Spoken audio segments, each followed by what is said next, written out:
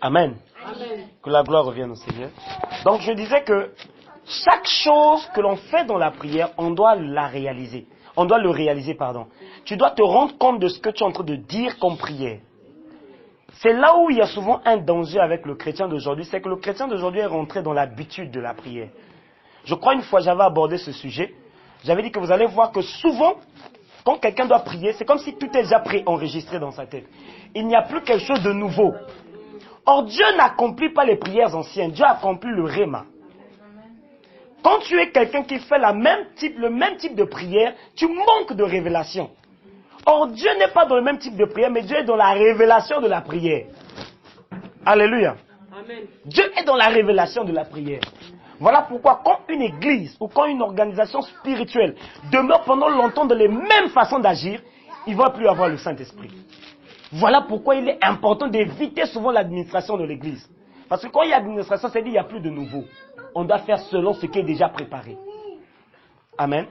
Donc je disais que le peuple d'Israël avait dans leur esprit et dans leur être intérieur que partout où ils devraient aller, Dieu allait les élever. Dieu allait les distinguer. Pas parce qu'ils ont jeûné, pas parce qu'ils ont prié, mais parce que Dieu le leur avait dit, Dieu le leur avait promis. Alors, pasteur ou pas pasteur, prophète ou pas prophète à leur côté, leur esprit était saturé de cette pensée. Que le Dieu que nous servons, le Dieu de nos pères, le Dieu d'Israël est obligé de nous élever et de nous bénir, peu importe le lieu.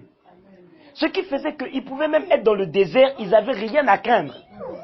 Parce qu'ils avaient la pleine assurance que ce Dieu est capable de changer le désert en source de vie. Amen. Alléluia. Amen. Et alors nous avons dit que nous devons toujours réaliser.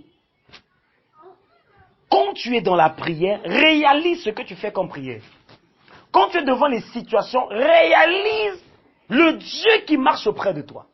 Quand tu es devant les circonstances, réalise que les prières que tu fais, peut-être que c'est maintenant que ça peut s'accomplir. Parce que l'accomplissement de la prière, ce n'est pas au lieu de la prière. L'accomplissement de la prière, c'est devant les situations. Beaucoup ont prié, mais on se dit forcément que comme je prie maintenant là, je vais le voir ici. Non. Souvent la prière, quand tu la fais, sa réponse t'attend devant. Imagine que tu es en train de prier pour le travail. Ce n'est pas ici que tu verras la réponse de ta prière par rapport à ton travail. C'est pendant que tu seras au travail que tu pourras voir la réponse de ta prière au travail. Cette année, Dieu t'a fait une promesse, certainement. Dieu t'a dit des choses, certainement. Ou dans la prière, tu as senti ou tu as reçu cette conviction que c'était ta portion des choses. Une chose, tu as eu dans ton cœur et tu as eu la sensation ou la conviction que c'était ta portion pour cette année. Amen. Amen. Qu'est-ce qu'il en est encore dans ton cœur? Comme on le disait dernièrement, beaucoup à cause de Covid-19, il a annulé cette conviction. Mais si c'est vraiment une conviction, si c'est vraiment ce que Dieu t'a dit, pourquoi tu l'annules? Si tu l'annules, ça veut dire que ce n'était pas de Dieu. Ce n'était pas Dieu qui avait dit ces choses. Alléluia. Ce n'était pas Dieu. C'était pas Dieu. Quand tu as de l'assurance, quand tu es convaincu que c'est Dieu qui t'a dit ça, torrent ou pas torrent, Dieu m'a dit. Voilà pourquoi quand vous lisez l'Ancien Testament, tous ces grands hommes n'ont jamais annulé la promesse de Dieu dans leur vie à cause d'une circonstance. Joseph a vécu toutes sortes de tribulations, mais il savait que Dieu l'avait promis. Daniel a vécu toutes sortes de circonstances, mais il savait que le Dieu d'Israël est avec lui.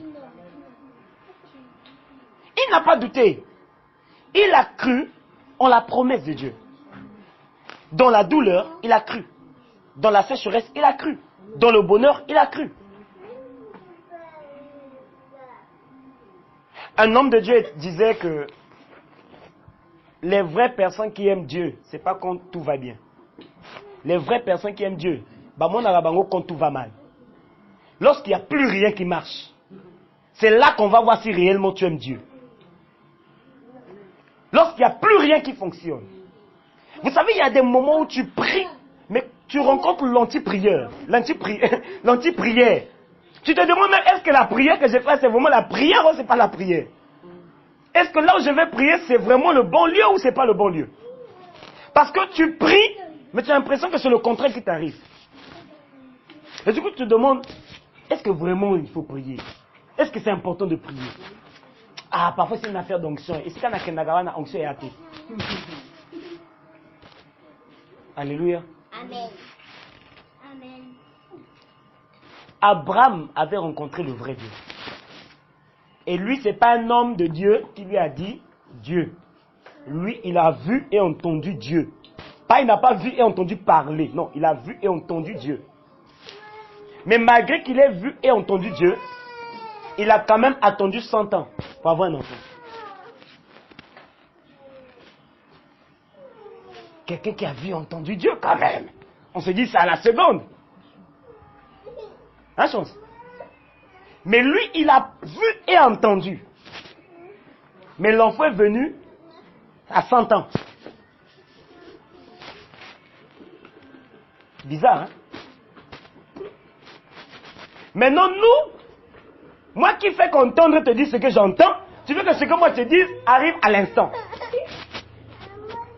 Non, ça veut dire que je suis supérieur à Dieu. Je ne dis pas que Dieu ne peut pas faire maintenant.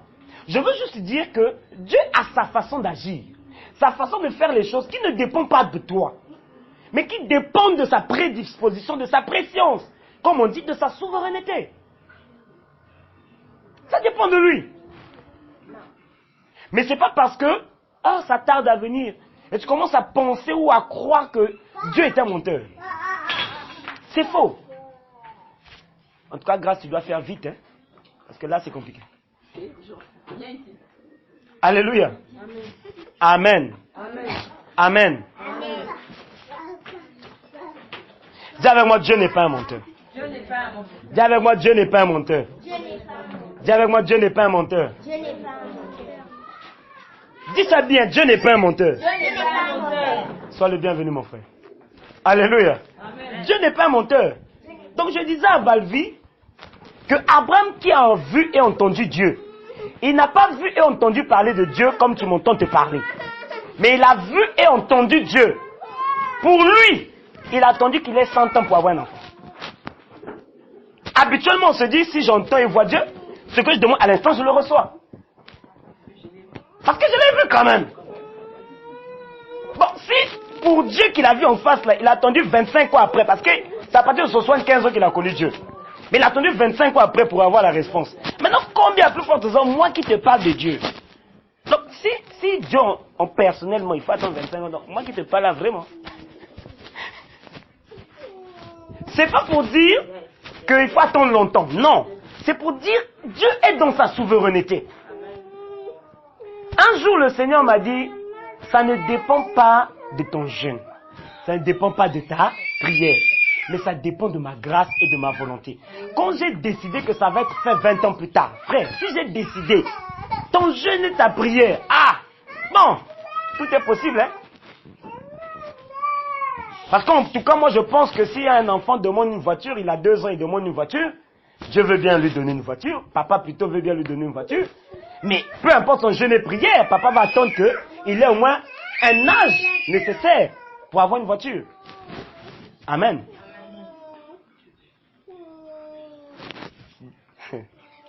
Gloire à Dieu. Amen. Prends avec moi Psaume 119. Psaume 119, verset 18. Psaume 119, verset 18. Psaume 119, verset 18.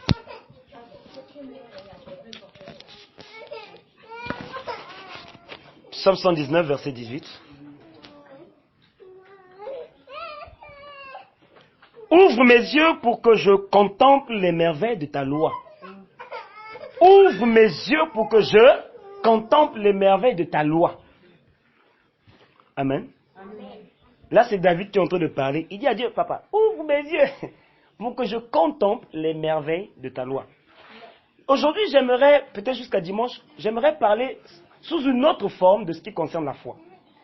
La dernière fois, nous l'avons dit, on a dit qu'il faut toujours réaliser les prières. Nous avons dit qu'il faut toujours avoir dans son esprit cette parole de Dieu qui te dit que tu es distingué. Tout endroit où tu passes, tu dois être distingué. Amen. Alors ici, c'est David qui est en train de dire, ouvre mes yeux pour que je contemple les merveilles de ta loi. Amen. Amen. Ouvre mes yeux pour que je contemple les merveilles de ta loi. Dis avec moi, Père. Ouvre mes yeux pour que je contemple tes merveilles. Dis avec moi, Père. Ouvre mes yeux pour que je contemple tes merveilles. Alléluia. Alléluia. Genèse 13. Si quelqu'un se dit, Genèse 13, on va au verset 14. Il faut aimer la Bible. Hein? Faut pas aimer WhatsApp. Il faut aimer la Bible. Parce que WhatsApp, vraiment. Genèse 13, verset 14. Si WhatsApp avait une Bible, c'est-à-dire que la Bible de WhatsApp serait au-dessus de la Bible de Jésus. Pour la plupart des gens. Mais il faut aimer la Bible. Amen. Genèse 13, verset 14. Quelqu'un est là? Lis. L'Éternel dit à Abraham, après que Lot se fut séparé de lui, lève les yeux et du lieu où tu es, regarde vers le nord et le midi, vers l'Orient et l'Occident, car tout le pays que tu vois, je le donnerai à toi et à ta postérité pour toujours. Waouh. Amen. Il dit quoi à Abraham? Il dit quoi à Abraham? Il dit quoi? Lève les yeux. Dieu n'a pas dit, bah écoute, tu vois, non? Il y a un côté 2 mètres carrés à gauche de. Hey, il dit, lève les yeux. Lève les yeux. Lève les yeux. Alléluia. Va à Genèse 15. Genèse 15, verset 5.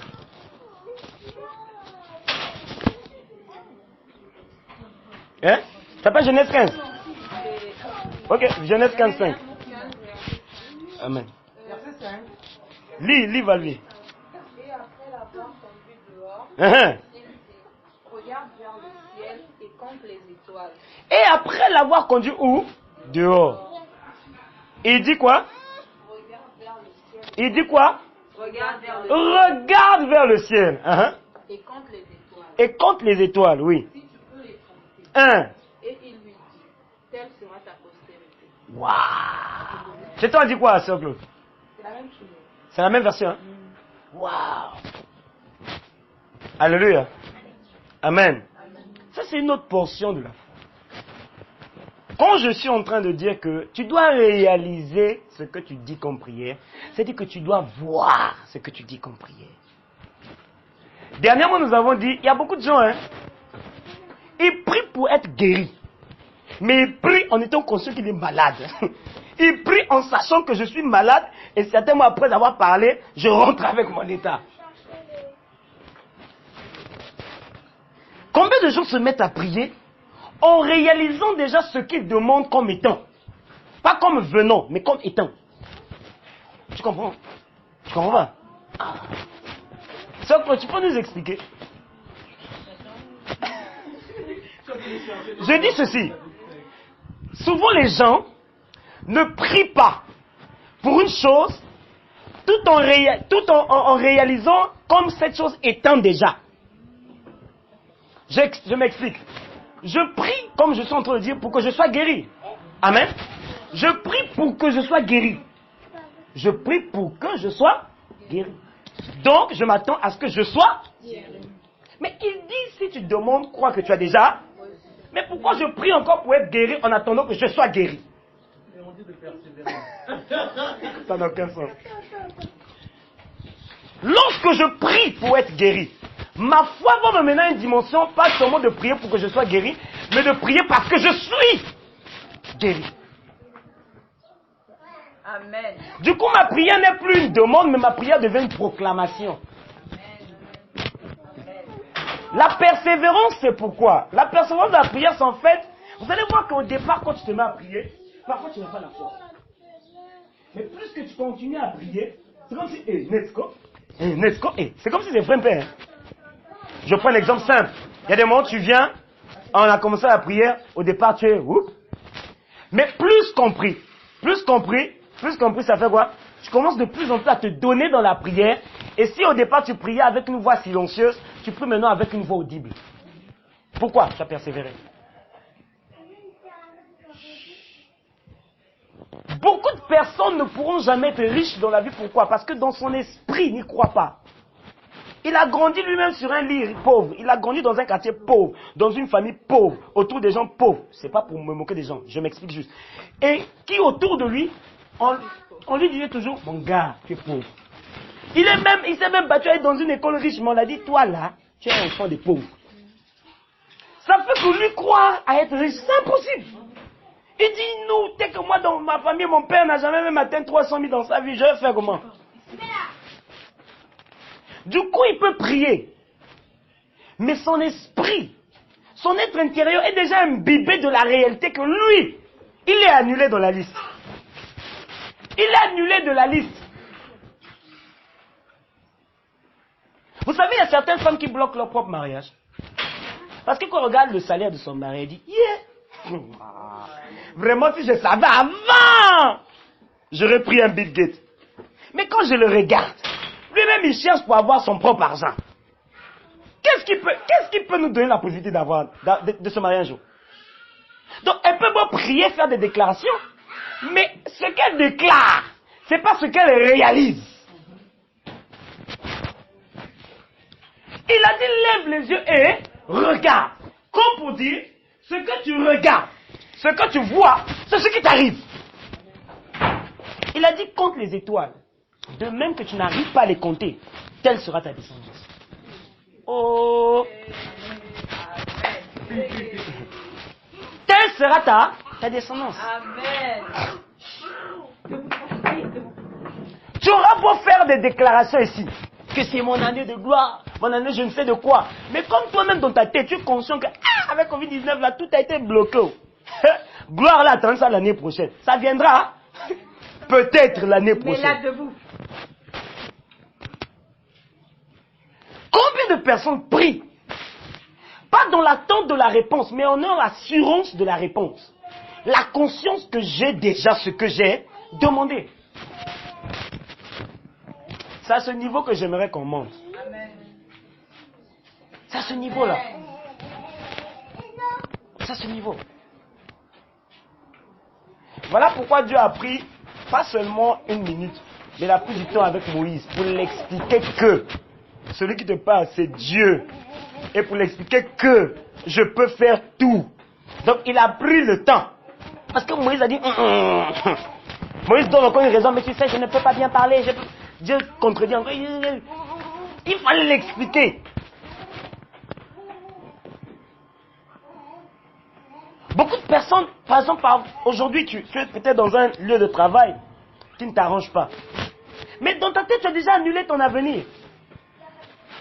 Tu as déjà annulé. Tu dis, bon, déjà là où je suis là. Et même pour aller à une autre société, c'est pas sûr. Parce que vraiment.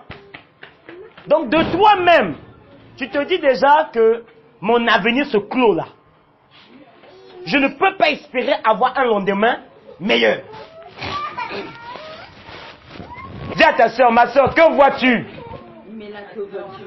Dis à ton frère, mon frère, que vois-tu?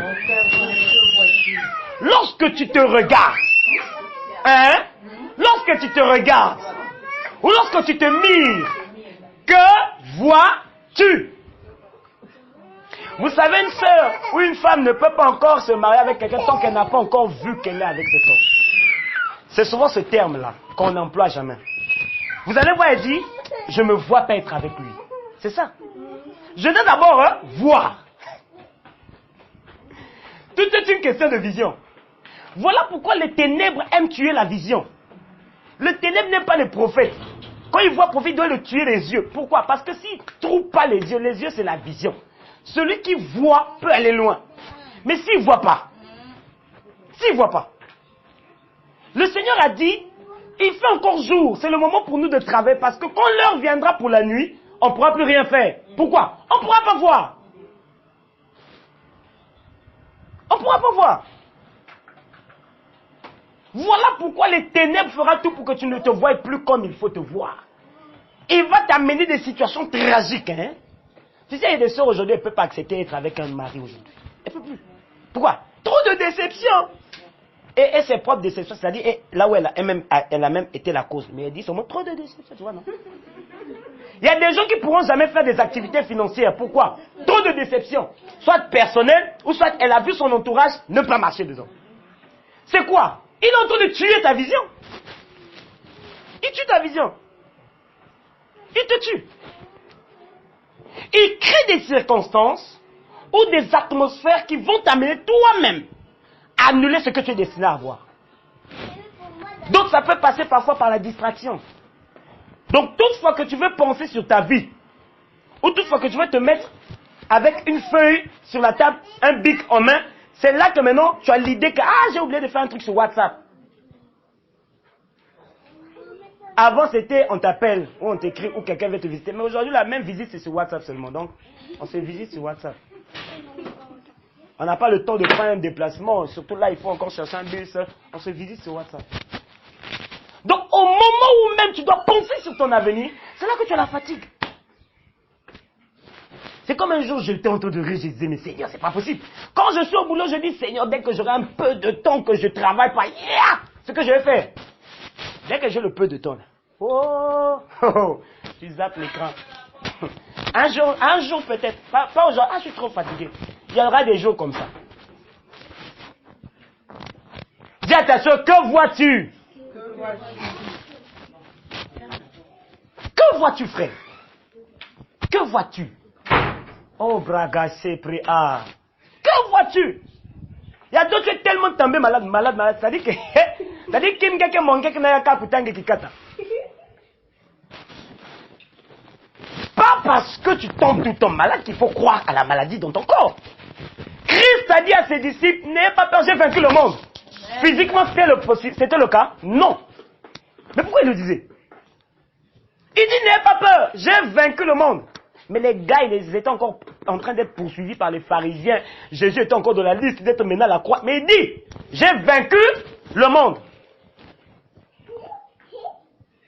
Pourquoi attends-tu de voir pour croire? Pourquoi ne peux-tu pas croire pour voir? Amen. Il dit, heureux ceux qui ont cru sans voir, car ils le... Heureux ceux qui ont cru sans voir, car ils le verront. Amen. Tant que tu veux croire après avoir vu, tu ne verras pas. Ça viendra trop lentement. Mais il faut voir avant de croire. Amen. Alléluia. Amen. Heureux ceux qui ont cru sans voir, car ils verront. Celui qui veut d'abord voir avant de croire, il ne verra pas. C'est ce que ça veut dire. Mais il faut d'abord croire avant de voir. Ça veut dire quoi? Ça veut dire que ta foi, c'est elle qui attire la chose et ouvre tes yeux pour que tu vois. C'est ça. Pourquoi Élie a insisté 7 fois que son serviteur aille voir? Pourquoi? Parce que ce qu'il voyait dans son esprit, pendant qu'il priait, ce n'était pas ce que son serviteur le disait. Il prie, il crie à Dieu pour que la pluie tombe. Lui, dans son esprit, il sent la fraîche présence de Dieu. La fraîche rosée du ciel. Le serviteur veut dire, je vois. Il dit, c'est pas ce que moi je vois. Ce que tu vois influencera ta vie. Ce que tu crois influencera ta destinée. Voilà pourquoi, au lieu de... Donc l'ennemi s'arrange à ce qu'au lieu de voir Dieu, au lieu de voir la Bible, il s'arrange que tu vois RFI, tu vois France 24, et puis tu vois quelqu'un avec un gros coronavirus. Là maintenant, hier ou avant, tu avais fait rire ma femme, il dit, coronavirus devient vraiment une star. Hein? On a montré une image de coronavirus, hein, il était jaunâtre comme ça là. J'ai dit, mais il devient mignon. Toi-même quand tu te regardes, c'est pas un frère a dit, toi-même. Quand tu te regardes, qu'est-ce que tu penses de toi, frère? Beaucoup de gens nous rabaissent pas parce qu'ils veulent nous rabaisser, parce que nous, on leur donne ce message-là. Involontairement. On s'est dit ça. On s'est dit ça. Beaucoup de gens nous dénigrent pas parce qu'ils veulent nous dénigrer, mais nous leur donnons l'autorisation de nous dénigrer. C'est ce qui se passe. C'est ce qui se passe. Chaque fois que Dieu a parlé à ces hommes qu'on a pris comme exemple, on y reviendra peut-être dimanche, ils n'avaient pas encore la réalité devant leurs yeux. Mais Dieu les a menés à réaliser avant de voir. Aucun jour dans ma vie, j'ai réalisé que je suis malade. Car Jamais, jamais. Never. Aucun jour dans ma vie, j'ai réalisé que je suis malade. Jamais. Même quand je sens que ça vient, je dis, hé, hé, Kabalaba Santa. Ça, aujourd'hui, tu dis, ah, je suis pas malade, je suis pas malade. Quand tu rentres à la maison le soir, tu sens seulement, ah, il y a coronavirus. Comme mes coins dans groupe, côté la base, va dire, mais vraiment, hé, dia. Hé! J'ai dit à Dieu, je ne me vois pas avec une perfusion de corps, pardon. Never. Par la grâce de Dieu, jusqu'à maintenant, je n'ai pas encore une perfusion sur le corps. C'est pas parce que je suis chanceux, non. J'ai dit non à la chose. J'ai dit non à la chose. Ce que tu vois toi-même, c'est ce qui viendra. Que vois-tu? Que vois-tu? Il y a certains, il ne pourra jamais accepter d'être ministre un jour. Même s'il y a des opportunités, il ne pourra jamais l'accepter. Pourquoi? Lui ou elle, quand elle voit ministre là, elle voit direct Dougaga, tu vois non? Le Dougaga Scream. Donc, quand il y a Dougaga, les gens ont les esprits. Donc du coup, elle se dit, ah, s'il faut être ministre, il faut forcément passer par là-bas. Du coup, même si un jour, il y a la possibilité que tu le sois, tu ne le sauras pas. Pourquoi? Ça là, tu es sceptique. Tu ne veux pas déjà donner ta maman. Tu vois non? On va te dire, donne maman, donne yaya, donne petit frère. Vous éloignez certaines choses parce que vous ne le visualisez pas. En fait, la victoire dans ta prière n'est pas parce que tu as dit seulement, mais parce que tu as vu ce que tu as dit. La victoire dans ta prière n'est pas parce que tu as dit seulement, mais parce que tu as vu ce que tu as dit. Comment peux-tu expliquer qu'Abraham, jusqu'à 100 ans, il croit que Dieu va lui donner un enfant? Mais attends, déjà dès à 90 ans, on dit, bon, on arrête cette affaire. Je rends grâce à Dieu, je n'arrêterai pas de prier Dieu, mais pour l'enfant, basta.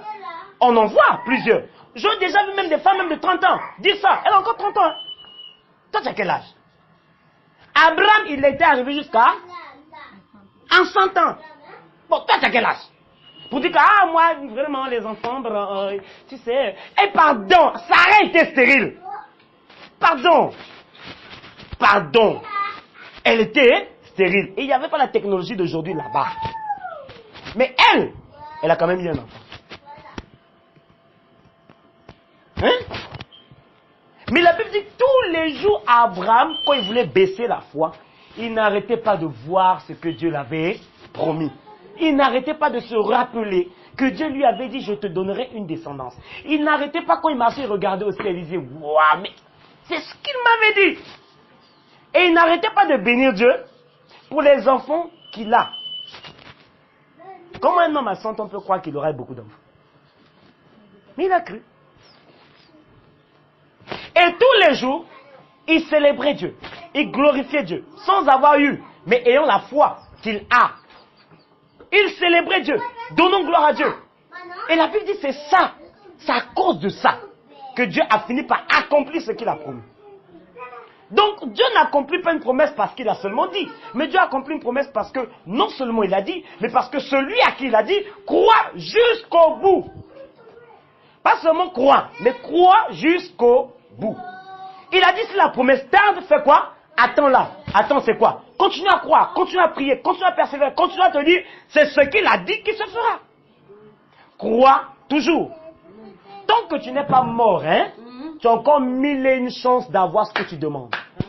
Je dis bien, tant que tu n'es pas mort, tu as encore 1001 chances d'avoir ce que Dieu attend de toi. Surtout que dernièrement, Dieu nous a dit de réaliser combien il y a tellement de choses qui peuvent arriver un matin. Tu ne sais pas. Toi, tu es ici, tu t'appelles... Ah, j'ai oublié même ton nom. Hein? Je connaissais. J'ai oublié tel gars. Tu t'appelles Mongila, tu sais pas, oh, il y a un Mongila quelque part. Je ne sais pas si c'est au Gabon ou en Syrie. Et un matin, ce Mongila là, mais je vous dis, un matin, ce Mongila, il est atterri ici là.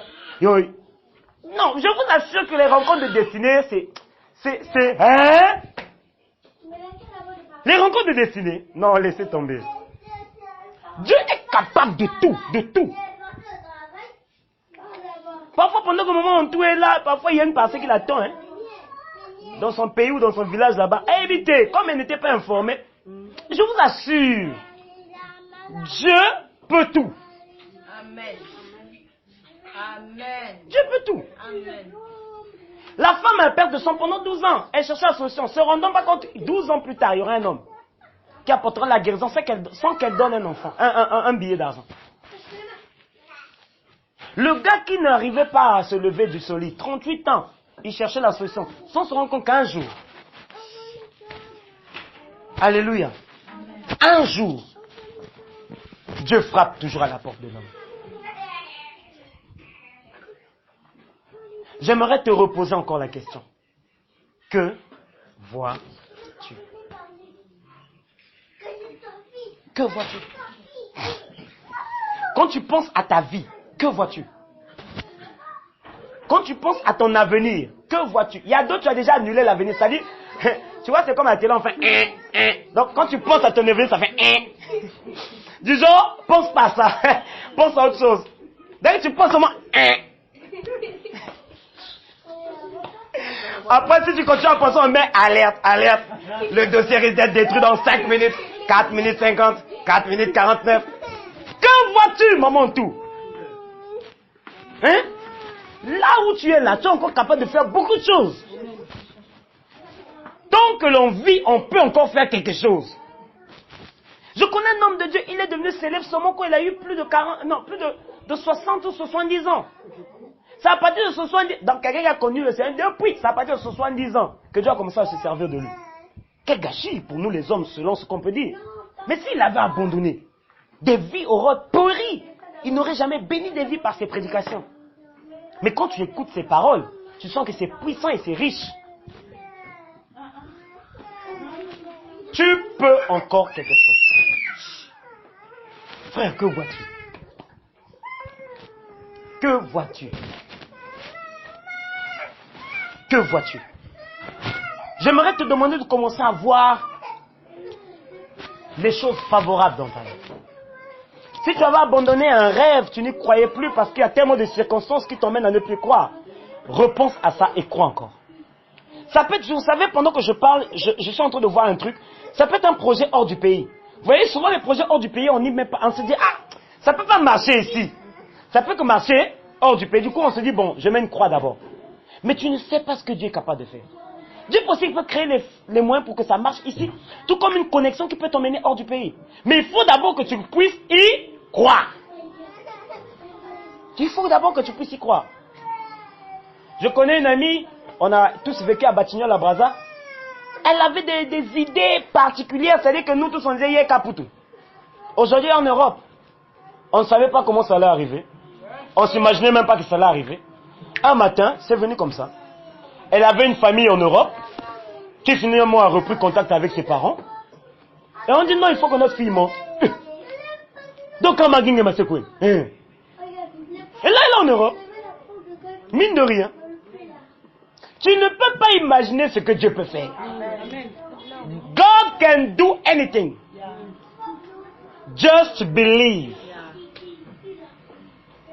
Just believe. Just believe. Il y a certains quand tu regardes ta taille, tu dis, ma taille là vraiment, ça peut faire quelque chose. Nous quand on grandissait, on avait souvent des trucs qu'on nous racontait. On disait que non, il y a une certaine taille de filles. Les filles qui n'ont pas plus de telle taille, elles ne peuvent pas avoir un foyer épanoui. D'autres disaient même que non, excusez-moi, elles ne peuvent pas avoir une vie sexuelle épanouie. Parce que sa taille là, ça ne va pas, ça ne favorise pas ses grimaces. Donc du coup, la fille s'est dit, mais nous là, tu peux mettre ici, oh, ça a fait mais ici, oh, oh, oh, hey, ici, oh, tu peux mettre ici, oh, ça fait mais ici, là, la taille là. Hey, ici tu peux rallonger, oh, là tu peux rallonger, frère. Même là tu peux rallonger, mais ça là, ça peut rallonger, mais là ça reste pareil. Du coup, il y a des gens comme ça te travaille. On nous avait dit même des choses, par exemple, du genre, quand tu es de telle ethnie, Telle ethnie, vous ne pouvez pas faire telle chose. Telle ethnie, vous ne pouvez pas aller très loin. Donc, il y avait des trucs comme ça. Comme par exemple, tu es Vili, tu es Larry, tu es Bembe. Donc, il y a des trucs qu'on disait. Et on se disait, ah, au nom de la vie, il ne faut pas marier fille pour nous. Singa dans lequel tu as bien fait. Donc, quand on évoluait, on s'arrangeait à ce qu'on ne tombe pas sur. Merci. C'est pour moi déjà. On s'arrangeait parce qu'on tombe sur pour nous.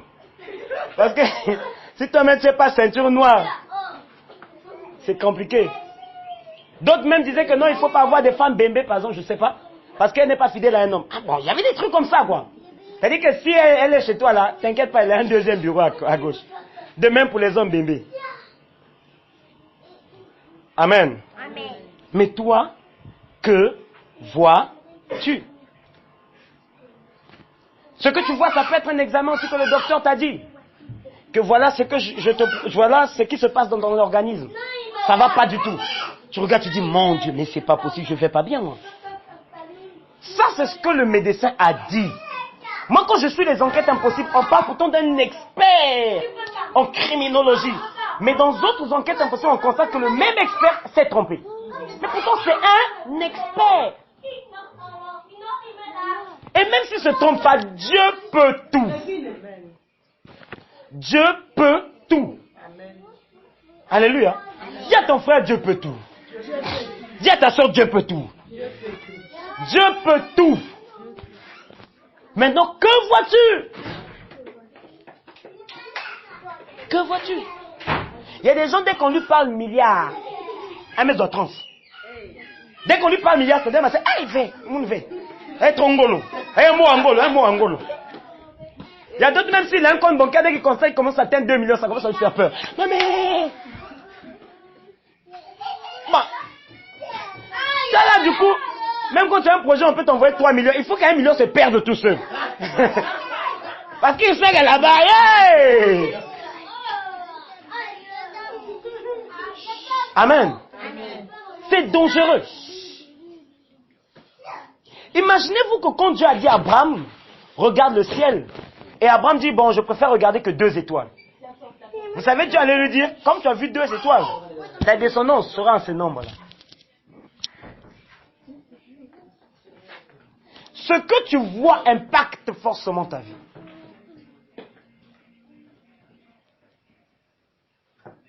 Si Abraham avait dit, bon Seigneur, je préfère m'arrêter à 10, bon, je préfère 10 étoiles. Dieu avait dit, ta descendance s'arrêtera à 10 générations.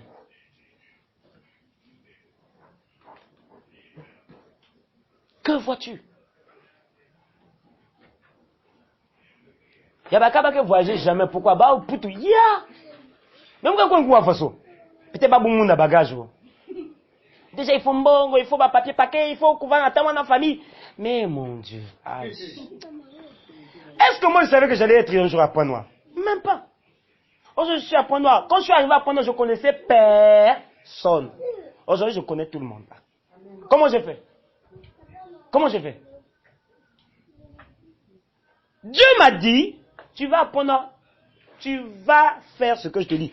Avant que j'y aille, j'ai fait 2 semaines, il me disait, pendant les 2 semaines, prie, je domine. Je possède. Je domine. Je possède. Dans prière, mon vie, je domine. Je possède. Je domine. Je possède. Seulement comme ça. Quand les 2 semaines sont écoulées, j'ai dit à Thierry, la semaine prochaine, tu risques de plus me voir. Ils étaient en train de penser que je rigolais. Dès le même soir, je rentre à la maison, on me dit, il faut que tu montes à Point-Noir, à Point-Noir parce que le dossier que tu avais envoyé là, apparemment, on a besoin de toi. Le même soir, j'ai dit, ah, je suis venu. La première personne que j'ai rencontrée, c'est Sandrine.